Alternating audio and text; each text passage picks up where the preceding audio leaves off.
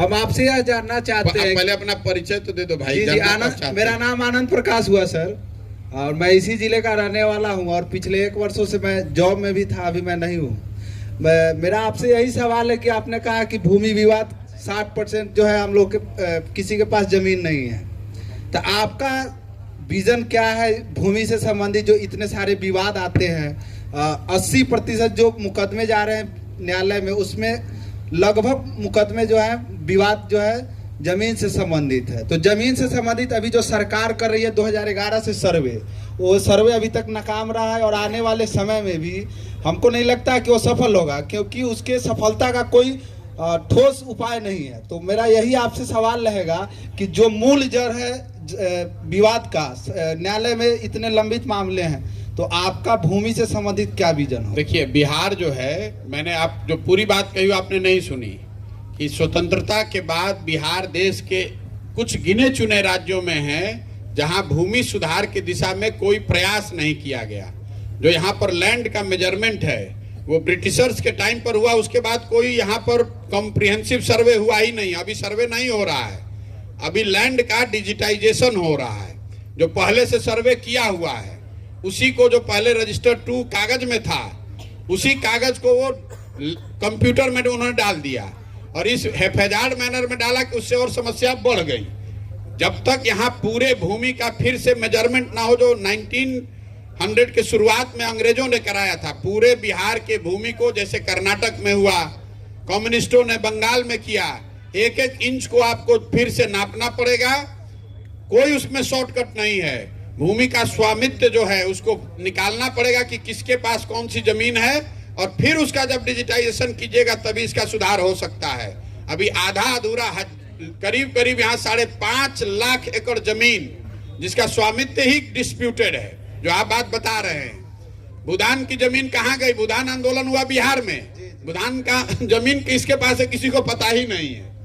यहाँ पर जितने लोग बड़े बड़े यहाँ पर मठाधीश थे, उनकी जमीन कहाँ गई किसी को पता ही नहीं है। यहाँ चूंकि फ्यूडल सोसाइटी है तो डर के सामाजिक न्याय की यहाँ बात हुई है, लेकिन आपने देखा होगा लालू जी हो चाहे नीतीश जी, इन्होंने भूमि सुधार को छुआ ही नहीं। जिन वर्गों को लालू जी दावा करते हैं कि हमने आवाज दिया, वो ठीक है, आवाज उन्होंने दिया पिछड़ों को, लेकिन उन पिछड़ों को उन्होंने जमीन नहीं दिया। उन्हीं लालू यादव ने पिछड़ों के लिए स्कूल नहीं बनवाया, उसको पूंजी नहीं दी, उनको आवाज दे दिया और ये कहा कि हमारे नाम का और हमारे बच्चों के नाम का जय जयकारा जिंदगी भर करते रहो, हमको राजा बना के रखो। तो यहाँ भूमि सुधार को लेकर आपको वापस जाना पड़ेगा, और आज से करीब 100 साल पहले जो अंग्रेजों ने यहाँ भूमि मेजरमेंट किया था उसको फिर से करना पड़ेगा। और इसके 2 एग्जाम्पल पूरे इस देश में, कर्नाटक में और पश्चिम बंगाल में इस चीज को किया गया, और फिर से लोगों ने एकदम नए सिरे से भूमि का मेजरमेंट करके उसका स्वामित्व निर्धारित किया, और उसके बाद उसको साथ साथ डिजिटाइज किया, तभी सुधर सकता है, वरना सुधरेगा नहीं।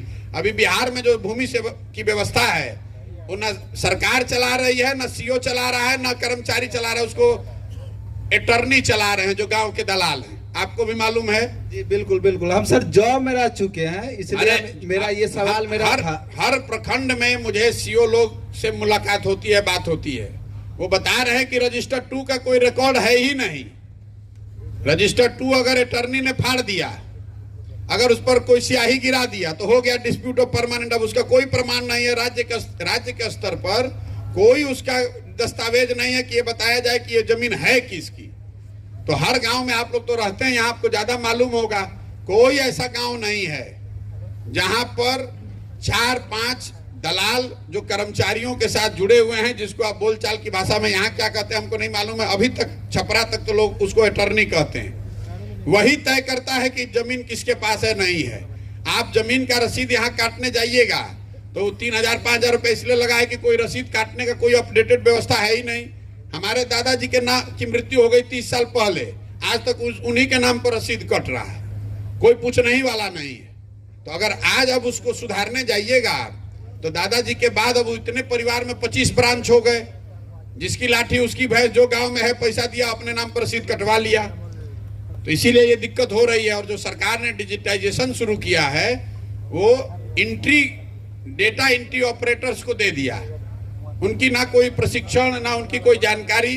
जितना एंट्री कीजिएगा उतना पैसा आपको मिलेगा। तो हड़बड़ी में आपका जमीन हमारे नाम पर चढ़ा दिया, हमारा जमीन इनके नाम पर चढ़ा दिया। अब आप जाइए वहां पर और DCLR के ऑफिस में, CO के ऑफिस में 10,000, 15,000, 20,000, 50,000 रुपए दीजिए उसको सुधारने के लिए। तो यहाँ पर मूल बात आपका आंसर यह है कि जमीन का फिर से पूरा मेजरमेंट पूरे बिहार का होना चाहिए, जो अंग्रेजों के जमाना में हुआ था। जब तक वो नहीं किया जाएगा और भूमि का स्वामित्व तय नहीं किया जाएगा, तब तक इसको सुधारा नहीं जा सकता है। सबसे ज्यादा जमीन तो सरकार के पास है। सरकारी गर्मजरुआ जो है, आप किसी जिला में निकाल के देख लीजिए, हजारों एकड़ जमीन। हम पश्चिम चंपारण का आपको एक उदाहरण दे देते हैं।